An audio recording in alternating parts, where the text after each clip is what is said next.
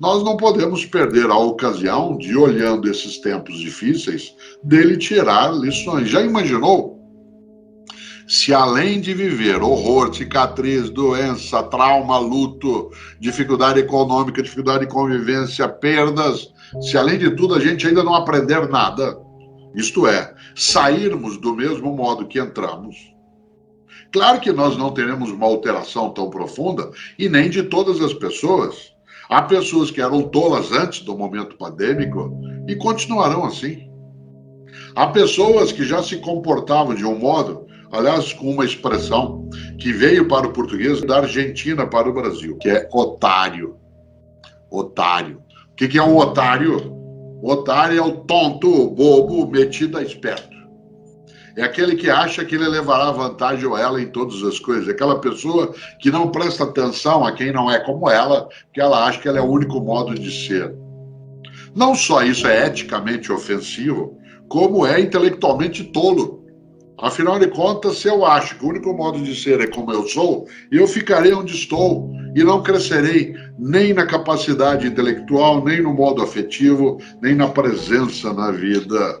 Já imaginou? Por isso, quero lembrar, a palavra oportunidade, talvez algumas pessoas não saibam, ela veio do nome de um vento. No mundo romano antigo, os romanos gostavam muito de dar nomes aos ventos. Olha só, e para eles o vento mais importante era o vento favorável que levava o navio em direção ao porto. O vento que empurrava o navio em direção ao porto. Isto é, o vento favorável, o vento bom. Esse vento era chamado em latim de ob portus. Ob portus significa o que leva ao porto.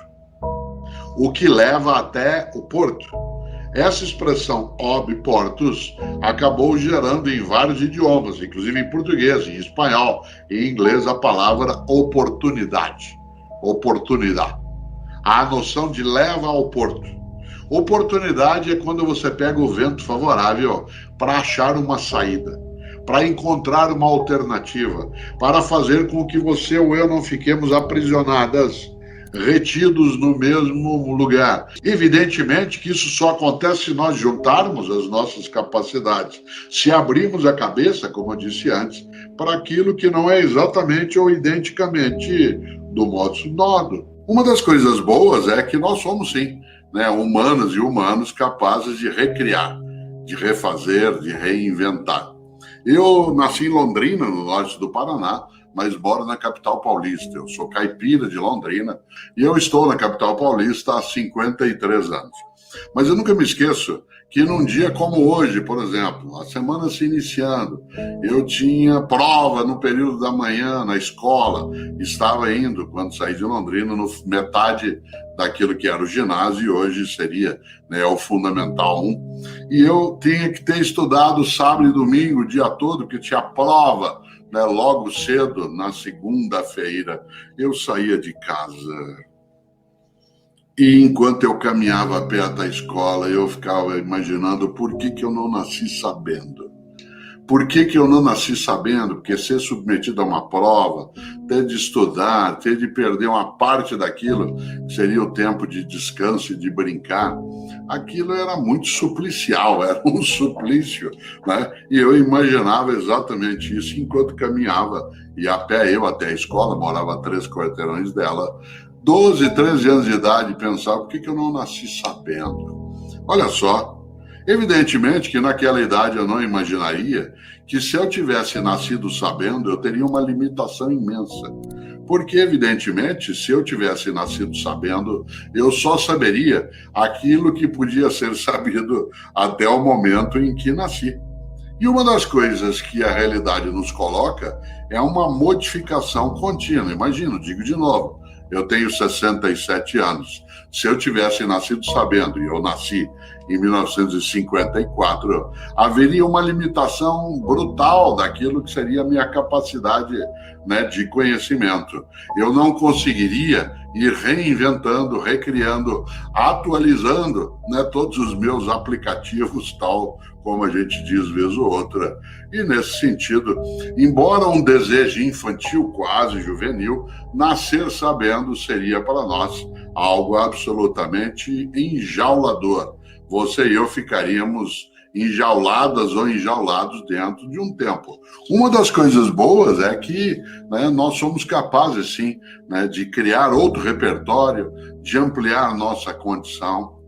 Inclusive, uma das coisas estupendas é que as pessoas que agora aqui estamos, temos idades variadas, né? Essas idades variadas, regiões variadas, às vezes religiões variadas para quem as tem, né? Estamos em famílias que são diversas. Tudo isso, ao agregar, eleva imensamente a possibilidade de ganhar mais vigor, mais inteligência. Se nós fôssemos todas e todos muito assemelhados, né, nós ficaríamos repetitivos naquilo que seriam as nossas condições e alternativas. Isso é algo, né, que ajuda demais. As pessoas que têm menos idade do que eu, isto é, provavelmente todas, né, e todos que estão agora aqui, que é conosco, talvez não saibam, mas há 30 anos, quando muitos estavam nascendo, ou começando a crescer, há 30 anos, um gestor, um diretor, um head de alguma área, diria para os outros numa conversa de almoço: olha, o pessoal que trabalha comigo ali é muito bom, viu? Na minha equipe todo mundo pensa igual. Evidentemente que isso, no mundo das condições em que se tinha, com menor nível de competitividade, com requisito menor de produtividade, né, com uma rentabilidade e uma lucratividade ainda em que havia uma satisfação na disputa concorrencial que era mais limitada, isso é até algo que se aceitava. Hoje, a ideia é absolutamente fatal. Hoje, a ideia mais importante, por exemplo, na minha equipe de trabalho, aquela que eu dirijo, né, dentro da minha empresa, um dos meus gostos é dizer: olha, o pessoal que trabalha comigo é muito bom, viu? Nem todo mundo pensa igual, mas na hora de agir, age junto. Olha só, nem todo mundo pensa igual, mas na hora de agir, age junto, porque qual seria o princípio central para nós elevarmos a nossa performance quando se imagina o fato de que outras pessoas que não pensam como nós são uma estupenda oportunidade de renovação? Claro, também serve para confirmar o que sabemos, também servem para refutar aquilo que imaginamos correto, né? E nesse sentido, hoje a frase que eu mais gosto de dizer: olha, o pessoal que trabalha comigo é muito bom, nem todo mundo pensa igual, mas na hora de agir, agimos juntos, porque a regra é diversidade na reflexão, unidade na ação. Excelência é quando você ultrapassa, quando você vai além. Excel, em latim, significa aquilo que ultrapassa. Uma pessoa excelente, o que é? Uma pessoa excelente é aquela que vai além do óbvio. Uma pessoa excelente é aquela que faz mais do que a obrigação. Cuidado. Fazer mais do que a obrigação não é trabalhar sem salário, trabalhar sem recurso. Trabalhar fazendo mais do que a obrigação é ter a obrigação como ponto de partida e não como ponto de chegada. Uma pessoa excelente é aquela que parte da obrigação e não chega na obrigação. A obrigação é da onde você segue no começo e não o local onde alcança ao final. Você conhece gente excelente, você conhece professor excelente, você conhece família excelente, você conhece médico ou médico excelente. Para nós, o que é um garçom que a gente aprecia é aquele que faz mais do que a obrigação. Qual é a obrigação do garçom? Anotar teu pedido, indicar um lugar, trazer as coisas no final. Anota. Qual é o garçom que você gosta de ser atendido? Aquele que faz mais do que a obrigação.